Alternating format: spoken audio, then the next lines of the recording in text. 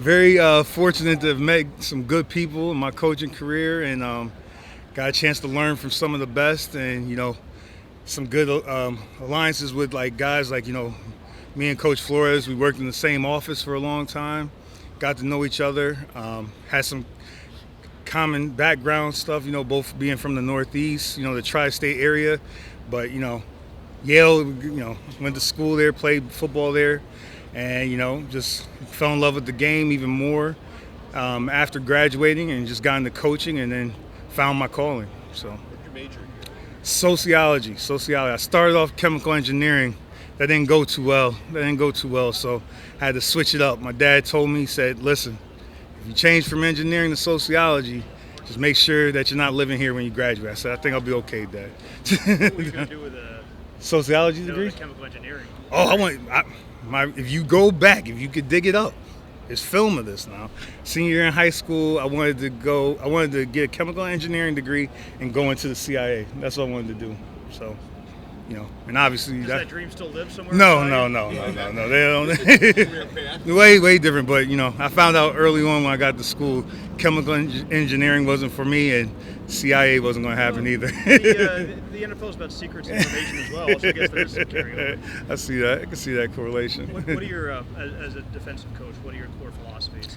They felt a lot of the stuff that Coach Flores has talked about. We want guys who are selfless, guys that are willing to work hard. I think when you get into not necessarily the schematics, but just like looking at the player and what we're looking for aside from the character traits, you want guys who play with their hands and that play and are heavy-handed.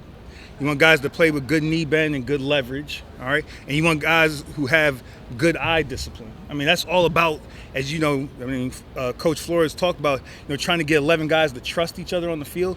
You got to get 11 guys to trust and have their eyes in the right place to build that trust. So really, when you look at it, football position, eyes, hands, and feet, that's how I see it in terms of defensive players when I'm evaluating. Heavy-handed, active hands, eyes in the right place, able to, when misdirection comes, are their eyes in the right place still? Are we able to go from one spot to the next and having a progression with that? And then the feet, good base, good leverage, all leads to good football plays, especially when you start to watch the championship plays that take place championship weekend, Super Bowl weekend. You can just watch the sideline copy and really get a feel for that. Where does heart fit in? Heart? Heart. Heart, in terms of the toughness element, to me, I want to have a way to measure the toughness. So to me, you measure the toughness as a defensive player. We're going to talk about it to those guys. Can we stop the run? And can we stop the run when we know they're going to run the ball? All right. Are we contributing to the coverage units on special teams? We can measure those things to determine toughness as opposed to just talking about it. And then the hard part of it, guys who are selfless, who put the team first, that's a big decision for somebody to make. Because by nature, a lot of us, we want to take care of ourselves. But we got to make sure that, we're putting the team first. That's why this game is so beautiful, the lessons that you learn from it. Because I know for me personally, it's helped me in my life to become more selfless and understand to put the team first, put my family first, put my the organization I'm with first. That's so key, and it's been such a good thing as I've grown as a person. Now that I'm 40 years old, it's been really huge in my life. You just turned 40, right? Yes, sir. Yep. Birthday. Thank you. And I'm already feeling the effects of it. So. All right, here's the question people in South Florida want to know: 3-4 or 4-3? Yes. Both. There you go. Multiple. This is what we're going to do. We're going to do whatever Coach Flores wants us to do that week, and what we're going to try to do is we're going to try to teach the guys the concepts of the defense. Whether what the coverage is, what the rush is, whether we're rushing 3, 4, 5, 6, doesn't matter. And how we deploy those guys in different spots and how the outside looking in, you guys see it, is going to look multiple. It is going to be multiple. And are we going to be talking in terms of 3, 4, 4, 3? It's just going to be multiple. We're going to do what we got to do that week to win that game. We're going to try to win that situation, whatever we have to do. And if it requires all 11 guys to be on their feet, all 11 guys will be on their feet. If it requires all 11 to be down in this three-point stance, it'll look weird, but we'll do it if that's what we think is going to win the game. You talk about multiple running schemes, and everybody tries to run multiple schemes, but it's a lot more complicated when you're talking about building a roster. Yep. What is the key to building a roster to run a multiple set like that? I believe it is IDing the traits that you hold valuable in terms of building a defense. So, like kind of what we talked about earlier, some of the physical traits, we're looking for guys to be able to play with their hands, guys with good eye discipline, guys that play with a base and good leverage. So you take that, and now as you start to spread out into the different positions, who can cut, because whether you're talking about somebody that's covering, someone that's taking on the lead block, or somebody taking on somebody at the point of attack, all three of those things come into play.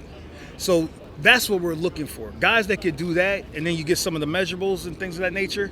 But that's really what you're looking for. Those guys that play with good football position, and breaking it down into those subcategories helps lead to being able to be a multiple front scheme team. If you have a 3-4 scheme, you're looking for bigger core players that can kind of hold the point. But then a 4-3 requires smaller, a little bit more athletic. I'm not disrespecting what you're saying, but like I don't necessarily agree with that per se. Like 3-4-4-3 to me, people, sorry, 3-4-3 is how the spacing is on the field. So like whether a 3-4 OLB is a defensive end, it's really the same spot. So to me, I don't necessarily get into that in terms of like how big this guy has to be. It's multiple, and how we deploy him, it could be different on any down and distance, any play, any call, any situation. So I would agree to disagree, if that makes sense on that one. Okay. The other thing that would seem difficult about that beyond just building roster is having a finite amount of time.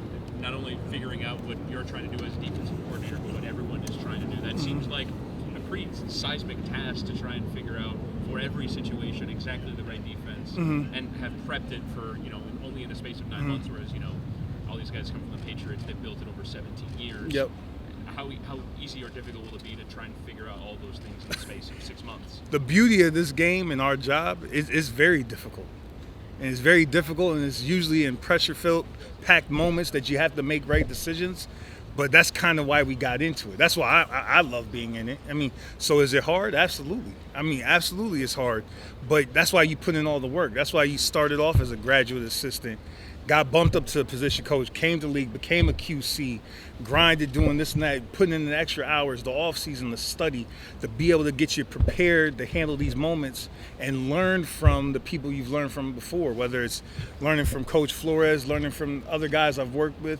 But it's not easy, this job. I'm not saying it's as hard as a single mom that has 5 kids to raise. I'm not saying that, but it's a hard profession, it's a hard job, and it's challenging, but I love to be challenged. And most of the guys, you talk to guys on the staff, they love to be challenged. So I embrace it. I embrace it, and I look forward to it, and we'll have it right, and we'll have it the way Coach Flores wants it, and hopefully it leads to winning some games.